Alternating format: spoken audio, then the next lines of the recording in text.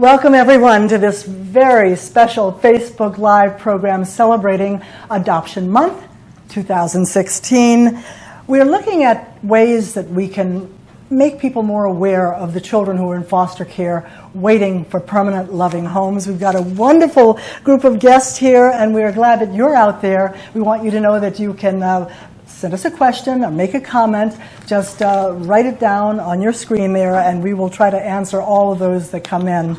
I'm Barbara Harrison with NBC4 here in Washington. We have one of the oldest Wednesday's Child programs in the country. We've helped other cities around the country get programs like ours started so that they can help kids in the foster care system find homes. And I'm very happy to be here today and glad that you're out there to ask questions, both as prospective parents and perhaps as foster children who may be looking and hoping for a permanent home. I'd like for our guests to introduce themselves to you, and we have with us Kathy Ledesma to begin. Hi, thank you, Barbara. I'm Kathy Ledesma. I'm the National Project Director for AdoptUSKids, and we are thrilled that Barbara is here joining with us for this event. We also partner with the U.S. Children's Bureau. We are a project of the U.S. Children's Bureau to help find permanent loving families for children in foster care, and with the Ad Council, who helps us do our public service announcements to raise public awareness. And I am thrilled. We have just had a fabulous morning of interviews with the media to have Liz and Ashley, who are two of our national spokespeople. Well, thank you. Please begin. Tell us all about how you all found each other. Well, first of all, my name is Liz Benstead, and I am thrilled and very honored to be here today.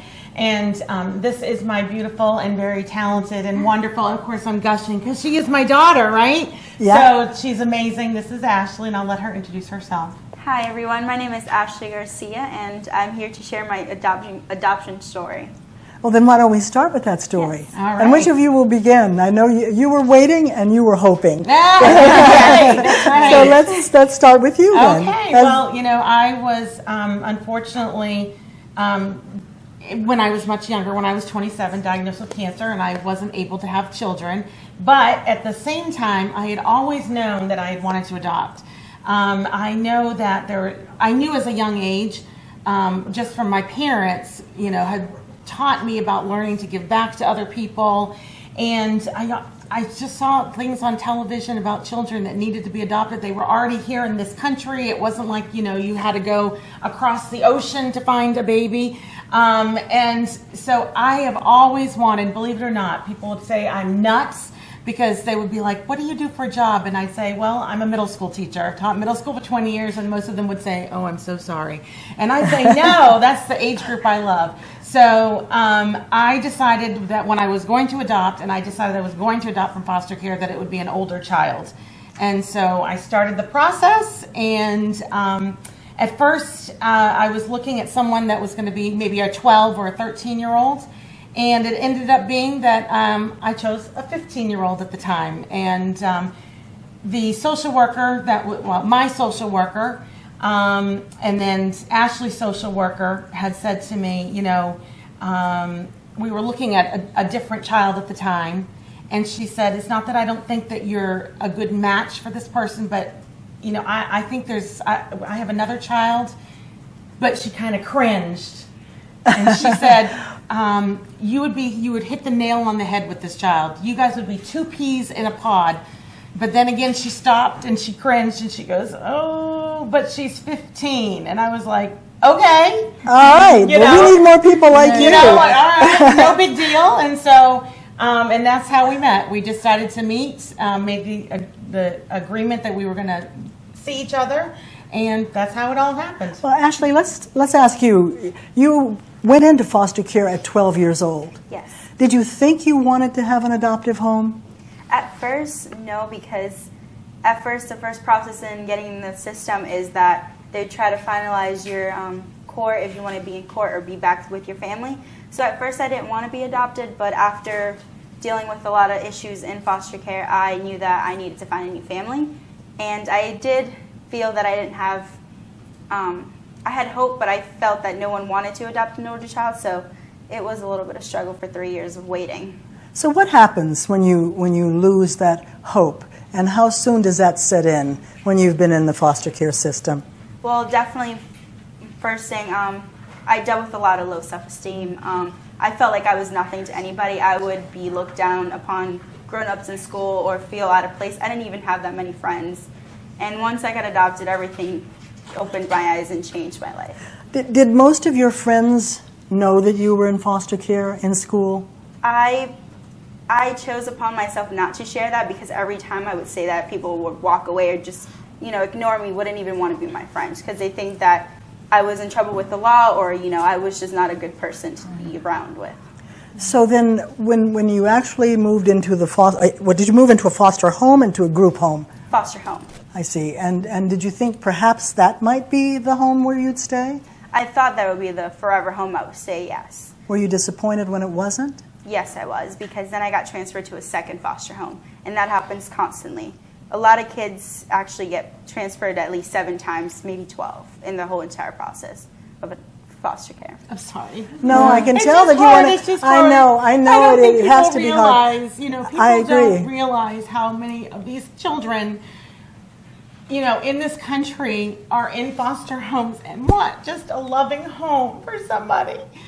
And, and a lot of times, a lot of these foster homes are not great either. And that's not to say that there are not fabulous foster care parents out there. But, Ashley moved to 2 different foster care homes. And, we're not going to get into the issues of that, but because this is really about finding her, and finding her a forever home and a safe haven, a place where she can learn to grow and have rules and responsibilities and also to give her goals. But it is hard to hear because, it's for our children of this world, we don't want to hear that is happening to a child. And especially a child that you know how much you can love. Exactly. That you love, and to think that she went through that. Exactly. But I know that it happens with kids, especially older kids who are in foster care. And then they start to act out sometimes. Yes. And they don't even want to be in the foster home. So they act out, and that kind of breaks things up. Did that happen with you? Yes, it did. I was actually very fortunate to have a adjustment counselor at my school. She is like a part-time social worker that's there to help you through all the difficulties in school, not even like academics, just to help you. Even in the foster care system, you are provided to have a therapist, and you have to meet with them. All these things they do provide, but you're still not in a forever home. You're having a lot of struggles living with strangers. Let me remind all of you out there who are watching that you can send us a question. Just write it on the screen. We've got somebody standing by to take your questions or comments. And I'm sure there are a lot of you out there who probably are listening and wondering how would it be? How do you get to find somebody as lovely as this beautiful Ashley with us today? But there are a lot of kids out there, aren't there, Kathy? There are 428,000 children in foster care right now, and 112,000 of them are waiting to be adopted. And between 15 and 20% of those young people are older teens, such as Ashley was when she and Liz were matched up. So the focus of this year's campaign is to find families for older teens. And what better salesperson than Ashley? She's such a lovely, lovely young woman. Can I just piggyback off of that? Absolutely. There's so many. When I first started the process, I had so many naysayers, my friends. I had many, loving friends. And I had one individual said, "Liz, let's go. Well, I'll go to China with you. We'll get you a baby." And I'm like, "No, I want to adopt from the foster care system. I want to adopt an older child." And I had so many people who were like, "No, there's so many, they're probably delinquent. You can't raise them the way you want to be raised." And that is a bunch of hogwash. I'm glad to hear you say that. It is hogwash because here is this wonderful young woman. She is now 20 years old. She has done more things, fabulous things in her life. That's because of the guidance she got. You know what I mean? And like, the new campaign slogan, you don't have to be the perfect parent, I'm not perfect by any means. As a teacher, I'm not perfect. But you are perfect for Ashley. I was perfect for Ashley, and it just shows how amazing she is. And this is what you can have. You want a child? This is what a child, a child that's 16, 17, 18, they want to have a forever home. And Ashley, you probably can talk about the fact that it's not always easy when you first move in with someone. There are adjustments that have to be made, and you can't give up on each other, right? Definitely. But I think that's with anybody. Even with just getting a baby, you have to adjust to it. It definitely did take us a while, but I mean, if you take the chance to open up your heart and understand one another, it works out. All it takes is to open up. So many of the teens that I talk to are not really ready to tell me. I'm interviewing them about wanting to find a home. They don't want to admit that they want to find a home, but they wouldn't be there. They wouldn't be talking to me at all if they hadn't said to the social worker, okay, I'll consider it. But then I have them there, and to try to draw that out of them, and usually it's almost at the end of the interview, well, I might consider it, they say. Did you have that feeling? Yes, at first. I was afraid, obviously, because I was really old enough to have my own personality, and to have someone else come in my life was a little hard. But after I got over it, it turned out great. I mean, at first, yes, you're going to be scared, but think of the outcome. That's right. So how do families find out about the children? If somebody's watching right now and thinking that I'd love to take a child who is older than 12, a teenager, what do they have to do? So we call what happened here, this little transaction here, we call that unpacking the no. Because kids will say no because they're afraid to say yes. Because if they say yes and then it doesn't happen, then they're setting themselves up for disappointment. At any given time, 5,000 children who are waiting to be adopted are photo listed on the AdoptUSKids website, AdoptUSKids.org. Anyone can go and just take a look at who's there. You can't get lots of information, but you can get a picture of the kinds of kids, the Ashleys that are out there waiting for. And we have heard so many stories about families seeing a child on that bed and just knowing instantly, this is the child for our family. I hear that from families all the time, and let me just throw out that they can also find children who are available on our website, NBCWashington.com, NBCWashington.com. Lots of wonderful children that I have met over the years. Fortunately, a lot of them have gotten adopted, but there are still children who are waiting. So what was your first step when you decided, okay, I'm going to go for it? Who did you call? Well, I called the local DCF office. I'm from Massachusetts, so I called at Lowell, Mass, and they sent me the packet of information that I needed to do. I had to fill out the application. From then, I got into a mapping class, so I consider it like a grad class, to help you understand what they're going to be challenges and what you need to do and where are your resources to help you, et cetera, et cetera. And that's it was about 4 months. And then after that, you had to do a profile of yourself, and mine ended up being about 100 pages long. It takes a while. I remember the second day of our class, and our social worker asked how many people had started the profile questions, and everyone kind of looked at each other because we had seen how many questions there were, and we knew it all had to be narrative, and everyone was like, oh. But you just needed to get it and just do it and bang it out. And I spent a weekend just banging it out, getting it out, and it ended up being about 100 pages long. And did you have to have a home study as well? Had a home study, FBI background check. Massachusetts, you had to have 5 letters of recommendation to get in, and then you were given a social worker. So that's something that I think a lot of people don't realize, that I had a social worker as an adult. That my social worker was my advocate to help me, and she was there to help me find the right child. While at the same time, Ashley has a social worker. So, were they looking? Was your social worker looking all over the country, or just within your county, your state? Just within Massachusetts. Ashley actually was on the other side of Massachusetts. She was literally almost on the Connecticut side of Massachusetts, while I was on the New Hampshire side of Massachusetts. Now, Ashley just told me that I know that they have a Wednesday's Child program in Boston too, or they had, and she was a Wednesday's Child. We'll talk to you about that in just a minute. But I want to take a question. We have a question coming in?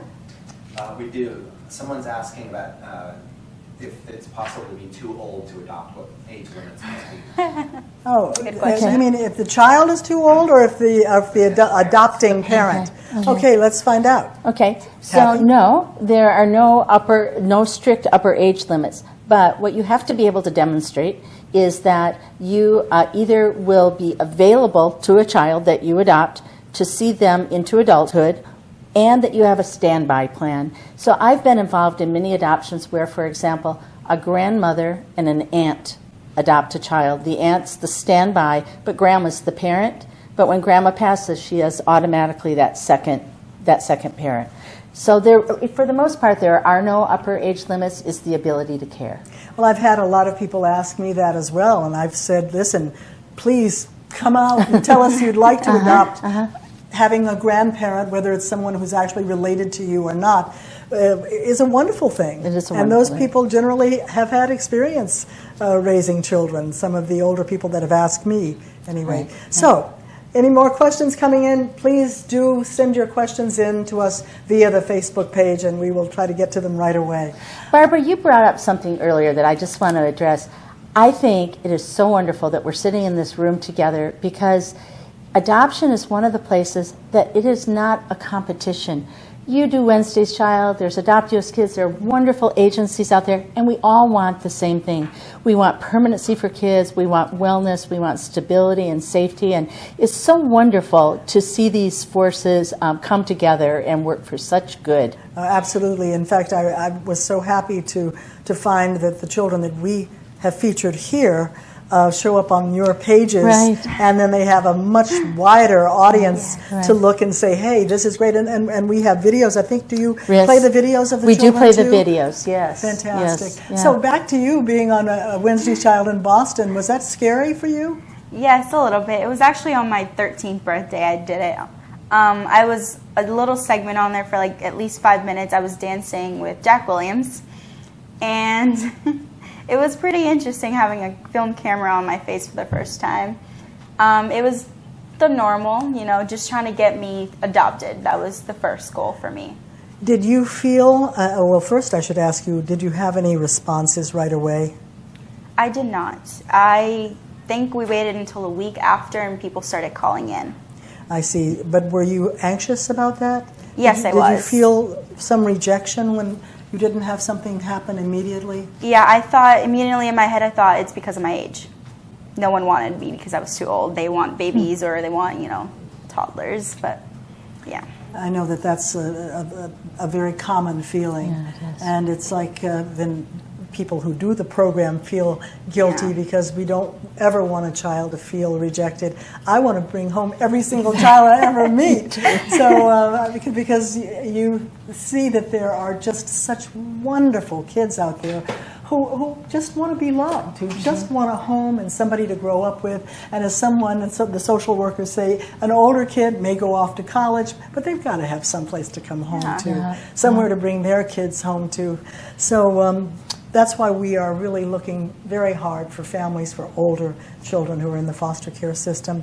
What would you say to a family who is just kind of on the fringe of wanting to do this? Well, I would say go for it because, I think like we've gone back to the whole naysayer or an older child is a delinquent, and which is not true. They're not in the foster care system because they did anything wrong. And I think that's the biggest thing is people think that kids that are in foster care is because they have done something wrong. And that can be the furthest from the truth. And I would say if you are even thinking about adopting an older child, it's go for it. You know what I mean? You've got an opportunity to change a life. Absolutely. We have another question coming in. Great. So Aubrey wants to know if you have any tips on finding a match. Tips on finding a match. Oh, that's kind of interesting because that Yeah. was my dad's name, Aubrey. Sorry. Tips on, I would have to say, listen to the social workers. That is, they know their charges very well. And when I met with Ashley's social worker and my social worker and my best friend, we all met at my house, and we were looking at this other child, and she was saying, after about an hour and a half, she was like, Liz, you would be fabulous for this child, but I've got really someone that I think you would be a better match for. Mm-hmm. They know their kids inside and out, outside and backwards, upwards and down. But getting to know you is very important too. Getting to know me is very important. And I know Ashley laughs at this, and I make it, and she's going to laugh now. But you have to date. Yes, we did. Yes, we did. That's how we call it. We called it we dated. Unfortunately, Ashley lived an hour and a half away from me in Massachusetts. So we couldn't see each other every other day. It was really on the weekends, and because Ashley was older, her social worker wanted to get her into the high school that she would be coming to instead of waiting. So ours was very short. It was like we met the first week of January. We dated till the middle of February. We talked on the phone in between that. Every night we talked on the phone. One night I would call Ashley. One night Ashley would call me. Then in February vacation, she came for a weekend first, where we did every girl thing under the sun, the nails, the hair, just the fun stuff, shopping. And then she came for February vacation, and then it was the second week of March that she actually moved into the house, So which it wasn't is that much long. quicker than most are Right. usually done. But Kathy, are there ways for families to get to meet kids so that they have some experience with them? That it's not just looking at a picture in a magazine or on a website, Or even a video of the child, which should gives you a little better flavor. Yeah, lots of places do what are called matching parties, or we've really moved away from that terminology of matching parties. It's where families and kids who are waiting come together and just sort of socialize. And then afterwards, their respective social workers talk with each other to see if there was some chemistry happening there. That was Ashley thinking, oh, well, here's someone that I could really see as my parents, and vice versa. And then doing that. And that's kind of a natural, non-threatening way to do that. Well, and now Ashley and Liz were lucky because Liz had already made up her mind she wanted to do this. I'm sure there are a lot of families out there who may not even know it's something that they would want to do, something that they would enjoy doing, opening their hearts and their homes to a child. How do we reach those people? Well, it's really interesting. We're doing a lot of work with trying to identify the helping professions, like Liz is in a helping profession, teaching, that have natural contact with kids, and encouraging them, even if they haven't identified a child, to really begin the process. And who knows, there may be a child in your classroom, in your colleague classroom, a child that comes into a doctor's office, and if the nurse is there and has been approved to adopt, that's a place that could happen. And those are natural people who make just perfect parents. I had a wonderful story on one of our adoption day in court events a few years ago. I had met a young man who was, we were trying to find a home for. Remind me to start the story again. I want to make sure we don't keep someone on the line waiting who has a question for us. Someone is asking if there was counseling available when you're adopting. Is there counseling? Did you have counseling? Yes, I did. After being adopted, I had to have a different counsel therapist, and my mom would come in with me. We would have family therapy, yes. And did you have counseling before or after? I didn't. It was an option if I wanted to. It wasn't said no that you couldn't. And I know that after you adopt, there are a lot of resources for parents that adopt that are free, and that you can go to. Sometimes even just like a group counseling session where adoptive parents of foster children, maybe need to get something out and say, is this happening to you? So, but we did more of the. Ashley having her own therapist. Yeah. Here in the Washington area, we have case adoption services that our Wednesday's children have been able to take advantage of, those who are either waiting or who have just been adopted, for both parents and the children. And I would imagine in many jurisdictions those services are available for children coming from foster care and being adopted. We have another question. This question's for Ashley. Yes. Do you have any tips for parents to bond with an older child and making them comfortable in your home? Oh, great question. Yes, that is a really good question. Make sure the environment is very calm. You don't want to meet the child in the agency, especially not there, or the foster home. Make sure that you go out for lunch, or you can even go for a movie. We did nails constantly. We played board games. We did a lot. I mean, we even gone traveling. That's our big thing. And the second big thing we do is volunteer together. So did you introduce her to things, or did you open up to her about, or ask her, what do you want to do? What are the things you think you'd like to do? Well, I knew the one thing that Ashley wanted to do. Her whole life, she's wanted to travel, and that was one of the reasons we were matched. There were two reasons we were matched. One is that I'm a very big advocate for volunteering and philanthropy and service learning, and Ashley already had that in her. As a foster care child, she asked both her foster parents to take her places where she could just go volunteer. And you don't see that too often. You don't see that in many kids asking that. But for a foster child to come up and ask a foster parent to take me somewhere. So she did two places. She did a thrift store, and then she did like a cat shelter. So she already had that in her, so I just brought it out a little bit more. And then we both love to travel. Of course, now Ashley had never traveled anywhere in her life.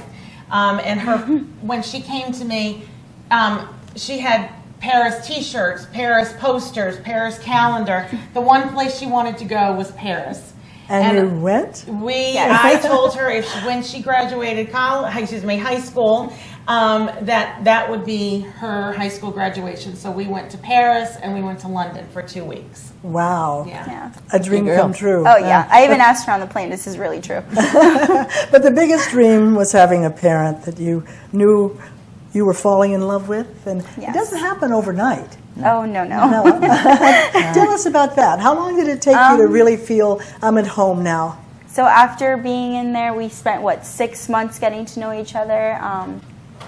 I would say it took us about 3 months, because it was during Christmas time that we really opened up to each other. The first time that I ever told her what really happened and all the details. And after that, everything just started clicking, and she was there constantly 24/7, being on top of my therapy sessions and trying to make sure that I was feeling really comfortable and gain my self-confidence back for definite. Wow. And I would like to piggyback off on that and say, when Ashley first came to me, I told her she did not have to call me mom. If she felt at school she needed to say to a teacher, oh, my mom said, then that's fine. I understood, But to me, personally, she could call me Liz. She doesn't know me from, a hole in the wall. So how is she going to call me mom on the first day walking into, this new house? Right. But it was about 3 months. Yes. And then it was just natural. It was just like one day she was like, the day before it was Liz and the next day it was mom. And it caught me off guard. How wonderful, though. It was that like you brought felt tears comfortable. to your eyes. Yes. Yeah. It was actually going to school. It was like riding to school together. Right. Were you just practicing that before you ever said it? Yeah. I'm gonna I was really I'm nervous. going to say it. I can imagine. Yeah, I was like, how do I just throw mom in there? That's wonderful. And it was very noticeable. I didn't notice it as much, but some of my colleagues and friends noticed it, that Ashley would say mom a lot. Like every other sentence, there would be the word, it ended with mom, or it would be mom question this. Yeah. And one of my friends said, Liz, she's never had a real mom to say mom. Yes. You know what I mean? So now she wants to use that word a lot. Yeah, well, and how wonderful that you felt comfortable finally. But I know you had to kind of test it out a little bit first. Yes, there was a lot of testing. We just love hearing these wonderful happy ending stories, and that's what I was going to share. I had a young boy who I had featured as a Wednesday's child, and he didn't get adopted. We usually feature our children at least 2 or 3 times. We say we'll just keep on doing it until they find a family. But this young boy had become a teenager. He was in high school, and he was about to have to move from the high school where he was, because he was being moved. The foster family couldn't keep him any longer, or wouldn't keep him any longer. But he had made a really close friend, and he had never told him that he was in foster care. It's Thomas. But finally, when he knew he was going to have to move, Thomas, Thomas, you know, it's Thomas. It is Thomas, I do. I have We chill do bumps love when I Thomas. talk about it. Thomas said to his friend, "Do you think your mom would adopt me?" And his mom, he went to his mother and said, "Could you adopt Thomas?" And she said, I was just blown away, because I didn't even know that Thomas wasn't in a home. I'd never met his family, but so she decided said, yeah, I'll do that. But she was nervous about it, but she did it, and it was the most wonderful. I mean, everybody was in tears hearing this story. But he was one of the children we featured on Adoption Day in Court a few years ago. Right. And we've got another question. This is for Kathy. Okay. Someone's asking if you can adopt without fostering first. Well, technically, no, because just as Ashley and Liz described here, when Ashley was placed with Liz, that was on a temporary, kind of like an engagement sort of basis, to make sure that everything was going to click, that they really and truly were a good fit with each other, and that all the services were there that they needed. And so that had to be a foster care basis until the adoption was finalized in a court of law.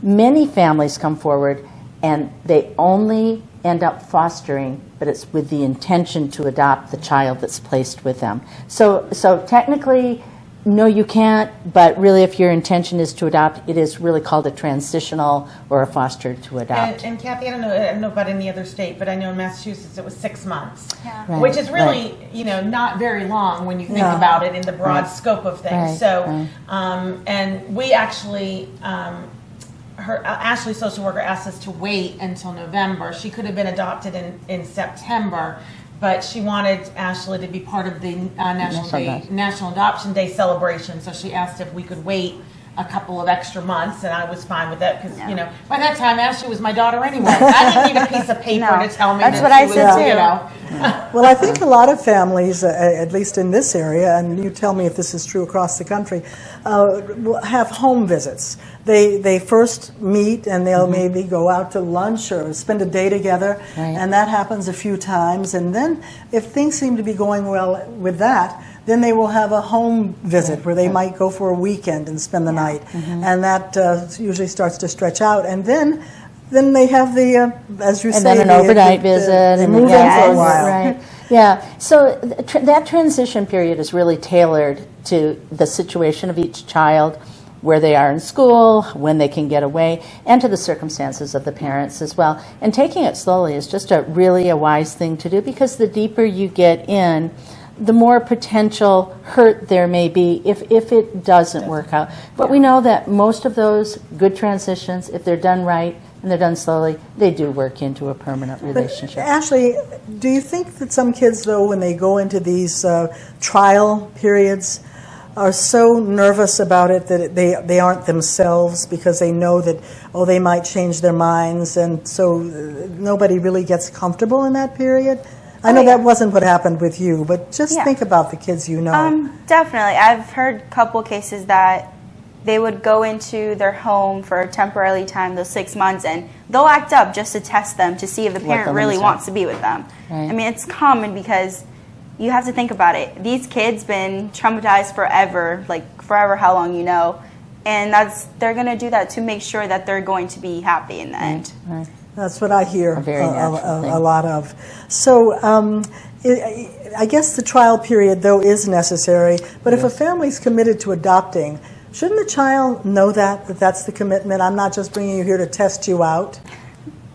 Yes, that should be that this is with the intention to adopt. But until everybody agrees to that, that's not going to happen. And so, Ashley, you're empowered. You have a voice here. Yes. If it's right for Liz, but it's not right for you, your social worker's job is to make sure your voice is heard. Yeah, I think that's a very important thing. Yes. Now, we have another question coming in. Let me remind folks, you can send us a question or comment on your Facebook page. Just write it right there, and let's hear what our next question is. So this question's for Liz. How has adopting Ashley changed your life? Oh boy, no, for the better, obviously. She is just a ray of sunshine, and she has made me a better person. There are times when I see Ashley wanting to give back, and it warms my heart. Or she'll come to me and say, "Mom, the one thing I think warms my heart is right after Ashley was adopted, she said, Mom, I want to do something for foster children. I'm so lucky. What can I do?" And I said, that to me is the ultimate compliment. Absolutely. As a teacher, we're here to teach reading and writing and arithmetic. But for me to know that someone who was at the time 16 years old is wanting to give back to another human being, to me, that's the best news that I could ever hear. And you know, we sat down and did a lot of pros and cons of what she would like to do. She's amazing. She has made my life so much more joyful. And that's not to say, you know, I'm going to throw this right out here right now. You know, she just turned 20. You know, she was still coming through her teenage years, and you know, there's still going to be teenage issues, you know, just like with any other parents.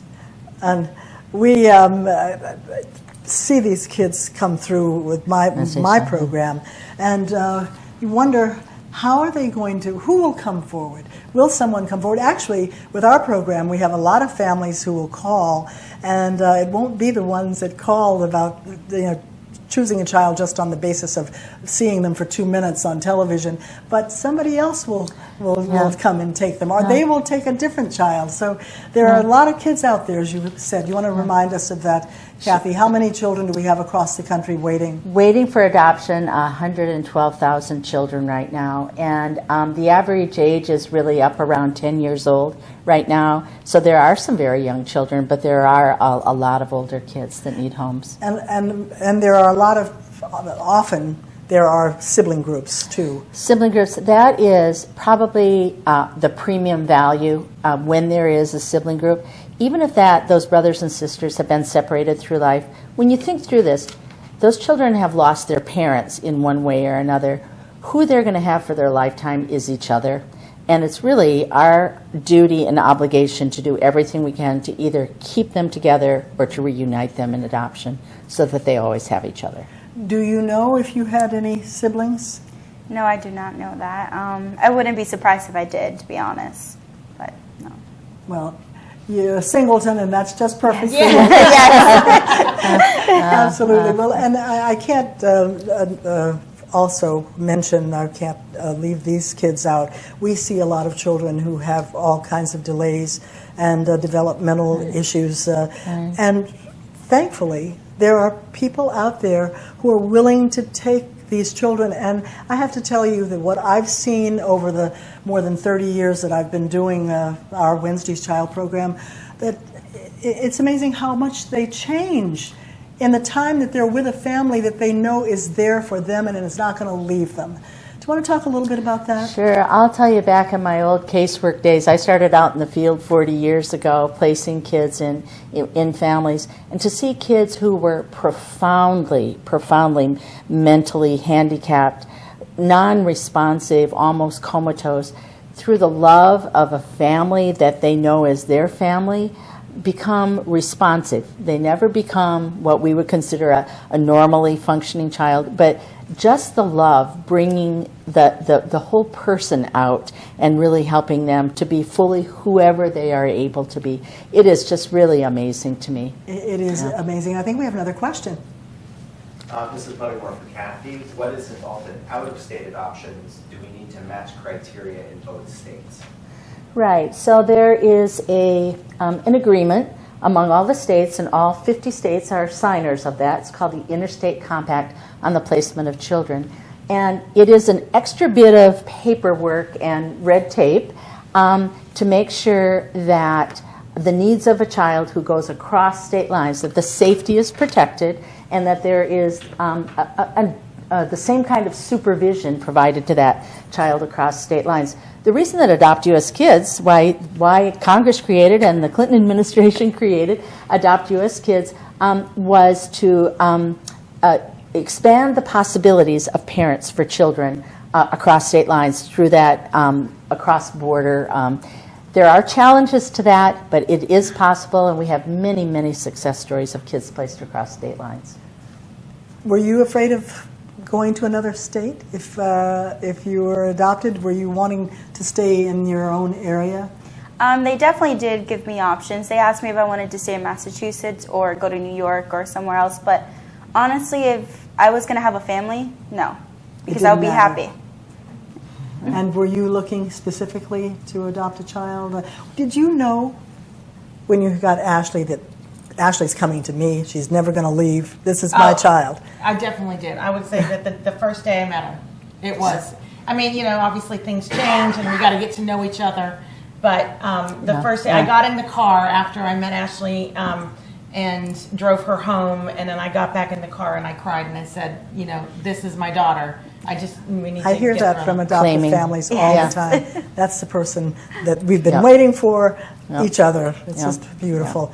Well, this has been a very interesting conversation, and I'm so happy that we were able to have it. I'm so glad I got to meet the two of you. Thank you. Kathy, you Thank and I have you. worked together for a We long have, time. we and have. it's great to see you Yeah. again. Fabulous to see you, and thank you for everything you do for children and have for so many years. I know Well, you've made a real difference. It's one of the best things that I do in my job. I'm very lucky that, and I have to say, NBC4 has made this work for us for so many years now, and we continue to work to find homes for kids. So it's nice to have this team here, and I'll be calling you if I ever need you for something. I know that you're thinking that you want to do something, maybe host a Wednesday Child program somewhere someday. Wouldn't that be great? Well, I That think would the be best great. thing to say is Ashley wants to be, she's in college now, and she wants to be a social worker, and she wants to be an adoptive social worker. She Wow. wants Yeah. to give the whole circle, come right Fantastic. back Come around. back. Yep. Well, I again thank all of you for being Thank on this you. on the couch. Great, It was great. great. So, Barbara, I do want to say that if people have questions, 1-888-200-4005, or our website, AdoptUSKids.org. For local families here watching, go to the NBC4. Yes, so to our website, NBCWashington.com. That's NBCWashington.com. You can see we've got all kinds of things on Right, that yeah. site. You can keep up with the news, but you can also keep up with the children that we feature. And we don't take those stories down. They're up there until the child is adopted. So Great. thank you Great, all. thank you. And, happy Adoption Month. Yes, And yes, thank you. here in the district, we have this coming Saturday at the courthouse, at the Superior Courthouse, Adoption Day in Court. I'll be there, as I have been for the last 30 years, to help a whole bunch of kids get adopted. It's Great. one of the best days of the year. So again, thank you, and thank you for being with us. We look forward to maybe having you with us again next year at this time. Great.